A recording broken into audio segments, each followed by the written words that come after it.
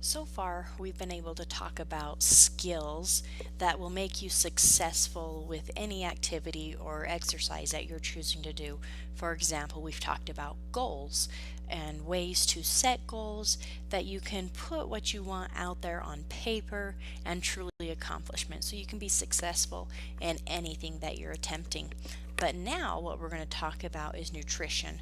We're going to also apply what we've learned so far and put it into nutrition. But first, let's talk over nutrition. Let's begin with digestion. Now, digestion is the process of breaking down carbohydrates into sugar molecules or glucose. And as you can see here from the picture, the esophagus, that's your throat, it's coming down into your stomach and so forth. This is how your body is set up, and what we talk about through this unit is the things you're putting into your body and why they are important for this digestive system. So where does your body get the energy? Now I want you to think for a second of a car.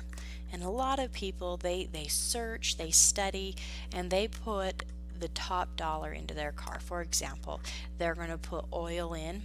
The best oil is synthetic, and so a lot of people will pay the extra to put synthetic in because they know the benefits of putting synthetic oil into their car. It will run longer, it will be a better car in the long run. Same with gas. You can buy a higher gas that gives the car more benefits. Now, if people work so hard to put that in their car to get it to run longer and to be a better efficient machine, why don't we think of this as our bodies as well? Now, our bodies are just like a car. They are our transportation. They are our mode of success. If our bodies are able to do things, if they're able to take us places, we're able to go right along with it, right? So our body gets energy from the food we put in it. Now, it's going to get different energy from different sources of food, and we're going to talk about that today and the importance of what we're putting in our body.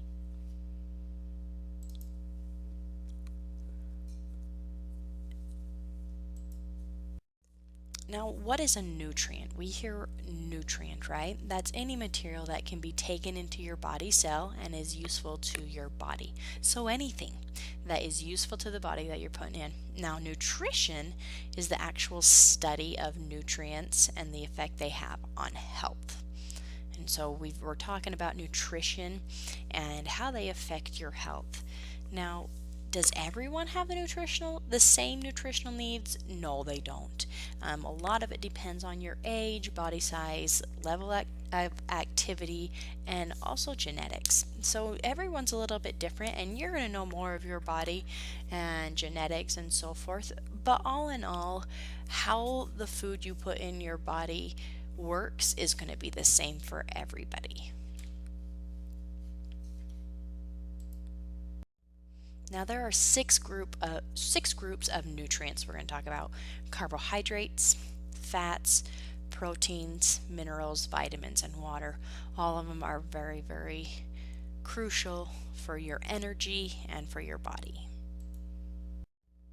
Carbohydrates, let's start there.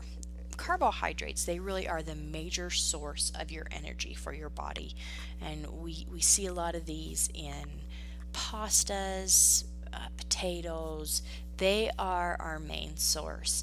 And so if you're going to be doing a very, very long exercise, say you're going to be playing a 2-hour basketball game, or you're running for 2 hours, or something that is going to require a lot of energy and take a long time, carbohydrates are a great way to get that source to give you over a long duration of time.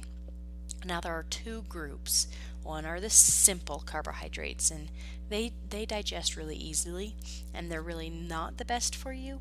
Those are our sugars. So you can see in the picture they're like donuts, and so they digest quickly, easily, and they're not going to last as long. Now the complex, or the large sugar molecules, starches, glycogen, they take longer to digest, so they're going to be a longer source of energy, so you don't need as much.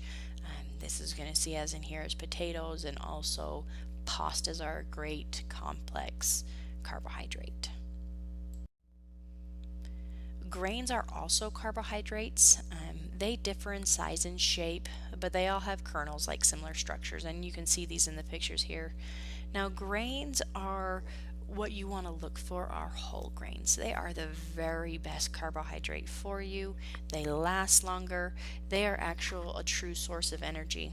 All those processed carbohydrates or grains per se, they're kind of a waste of energy, to be honest. They don't give you the full energy that your organs and bodies really need. So make sure that when you are looking at some carbohydrates that you're looking for whole grain, because whole grain really does give you the energy that is really going to be burned appropriately and not stored as a fat storage. Now there's a variety of foods that you can get this from. Breakfast foods, flours, any meal is going to have a carbohydrate most of the time. Breads, pasta products, and starches. A lot of things that we've already discussed. So the nutritional value that you're going to be looking at with your grains is it's an excellent source of complex carbohydrates like we talked about. These are the carbohydrates that are going to give you good long energy. Their whole grain cereals contribute to vitamin B's, iron, magnesium, and zinc. Many processed products have nutrients added to them, so they are not as beneficial as the whole grains that we have discussed.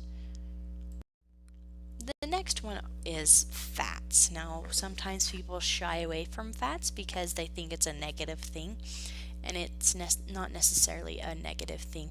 Fats are needed. We need the fats. They're essential for our organs, essential for our bodies. So let's talk about it a little bit more. They store energy for future use. So fat is a survival mechanism, and so it's storage. It's our body way of storing it for future need. It keeps our body warm, it protects the body. There's two types. There's the saturated, which come from animal fats, and then the unsaturated that come from like plant-based. Saturated fats increase blood cholesterol and cause heart disease.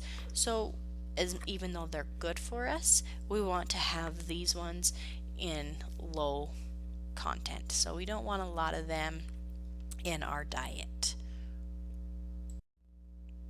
Protein is responsible for growth and repair of body cells.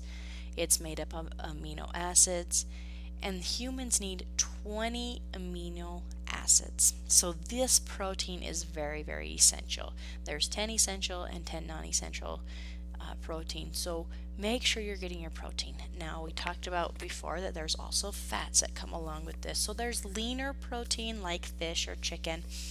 The red meats are going to have more fat content, so look into leaner ones. It's fine to have the other as well, but just in moderation. Now there's other ways to get protein.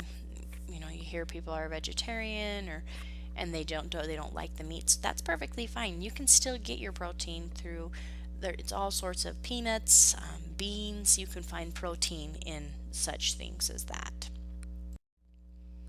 Protein is one of the most important elements of our diets because it provides energy, it builds and repairs tissues, and maintains body function. So make sure protein is in every meal. It is very important. It's the most important element. The best source of protein, like what we've talked about, is milk, egg, cheese, fish, poultry, and red meats. Just know that those are in portion.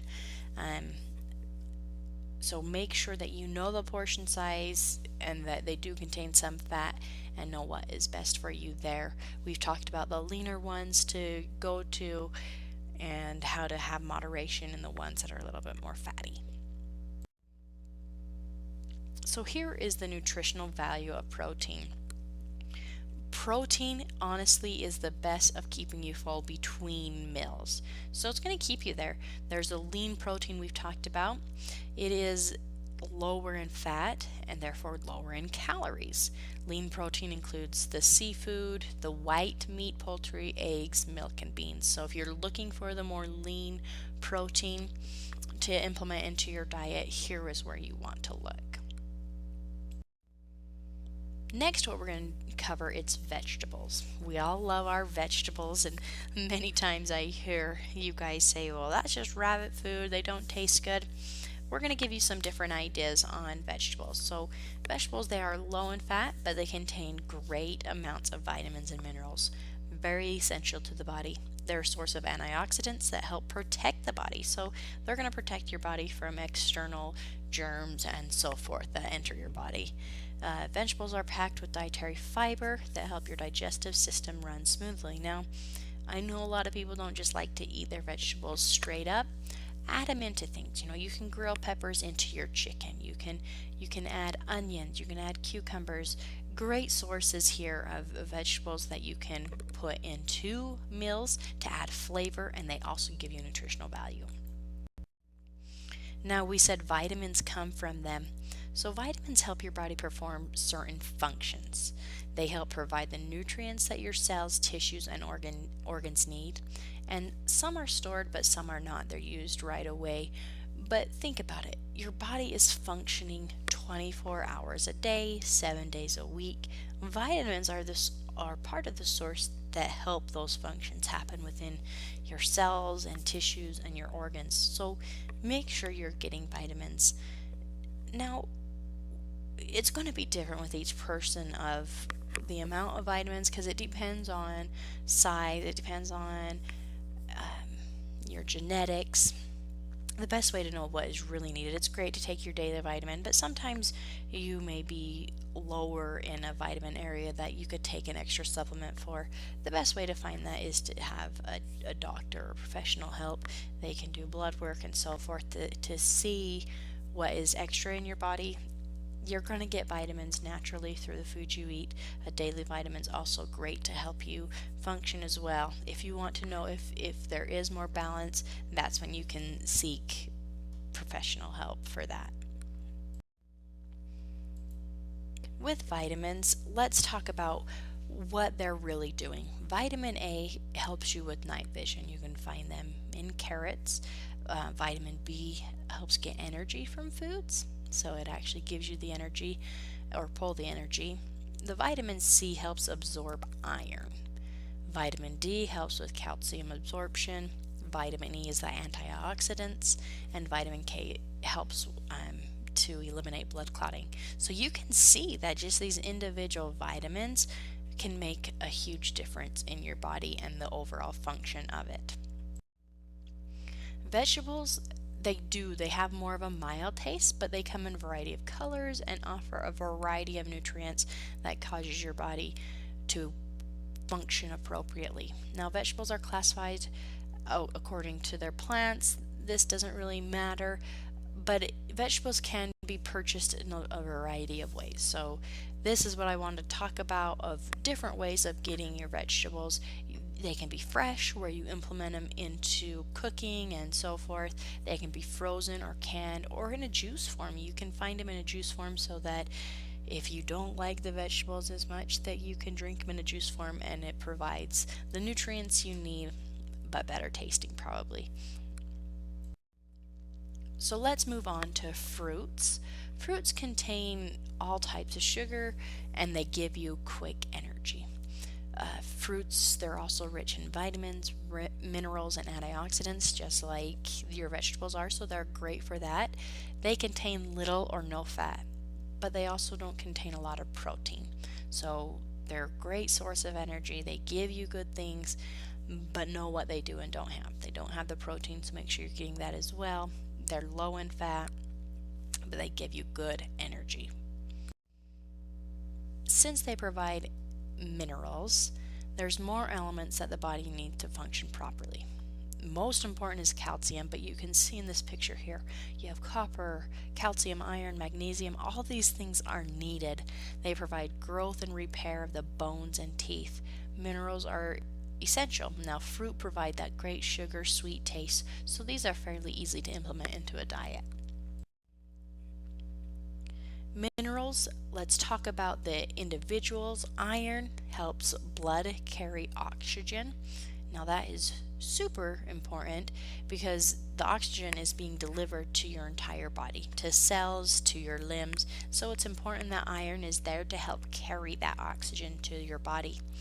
Magnesium helps the body form connective tissue.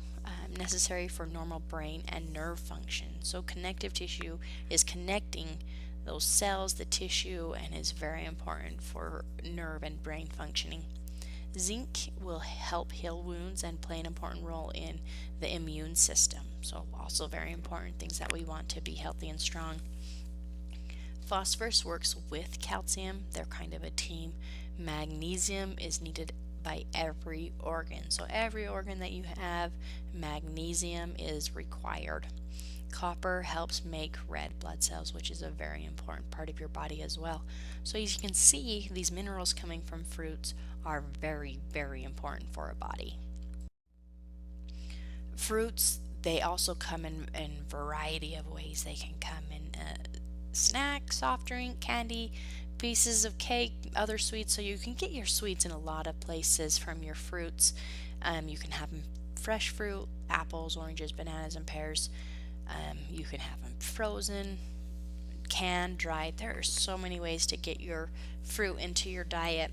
Now, if you do decide to get your fruits in a drink, I just want to warn you and advise you to look into the sugar content, because a lot of times the sugar is very, very high in those fruit drinks, and it can be harmful for you. So look into that. Make sure that the sugar is lower and that it is coming from the fruit itself. If not, fresh fruit, frozen, dried, all those are wonderful ways to implement fruit into your diet. Water is the very most important nutrient.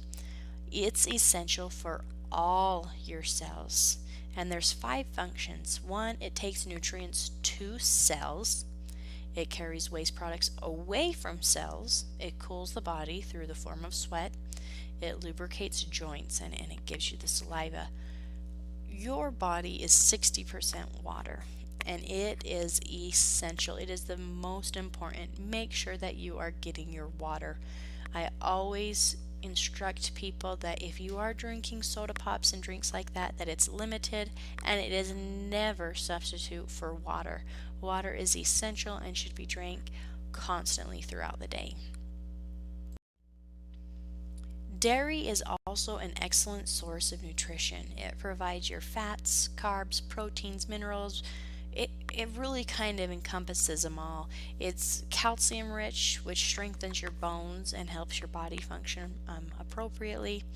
It's low in sugars unless it's processed, and so that's things like sour cream and so forth. So if you're getting into where it's being processed, you're going to find more sugars and more fats. So be aware of your processed dairies opposed to the natural dairies. Dairy products, they originate from milk that comes from animals, including cows, goats, buffaloes, and others. There's a lot of animals that provide milk. Most common is the cow. There's a variety of forms as well, 1%, 2% whole. Those percentages are telling you fat within them, so be aware of that as well. I recommend the lower, skim to 1% is great. It's fine if you have more. Just know that it's providing more fat content. The processed dairy can be ice cream, yogurt, sour cream, and cream cheese. They're higher in fat content, so they shouldn't be as high in your diet. So low moderation consumption of the processed dairy as instead of the natural.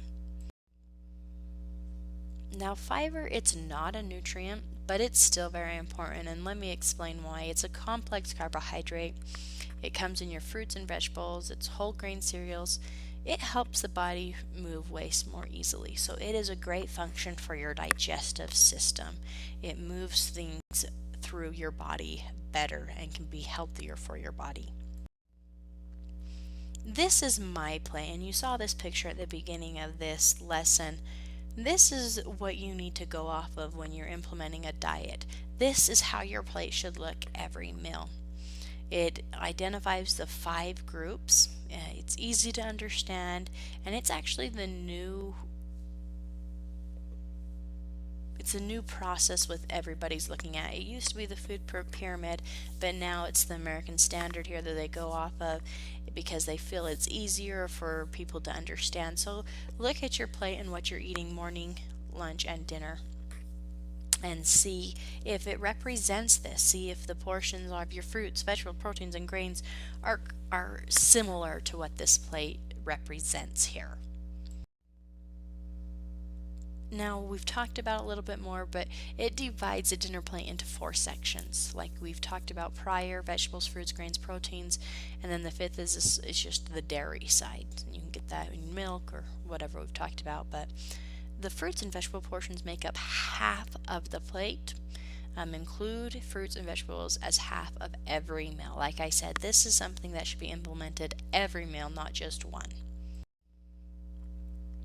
So here are some suggestions in using that.